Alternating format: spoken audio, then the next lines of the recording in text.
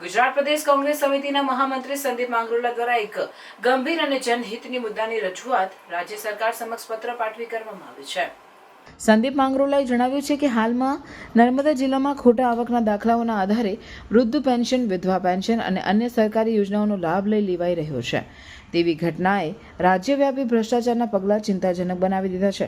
પ્રદેશ કોંગ્રેસનું દ્રષ્ટિકોણ એ છે કે આ પ્રકારના કૌભાંડો માત્ર નર્મદા જિલ્લામાં નથી પણ સમગ્ર ગુજરાત રાજ્યમાં યોજનાબદ્ધ રીતે થઈ રહ્યા છે. બીપીએલ યાદીમાં સરકારના નિયમોને ધજાગરા કરીને ભાજપના સ્થાનિક નેતાઓ અને કાર્યકરોના સંકેત પ્રમાણે નામો ઉમેરવામાં આવી રહ્યા છે.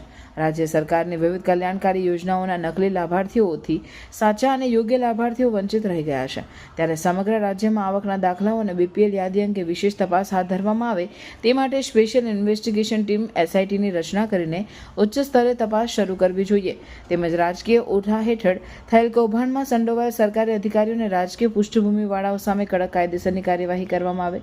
સંદીપ માંગરોલાએ જણાવ્યું છે કે આ એક વ્યાપક કૌભાંડ છે જેમાં જનતાની ન્યાયપાત્ર યોજનાઓનો લાભ રાજ્ય સત્તાના દુરુપયોગથી છીનવી લેવાયો છે. ત્યારે મુખ્યમંત્રી અને DGP તાત્કાલિક તપાસના આદેશ આપે.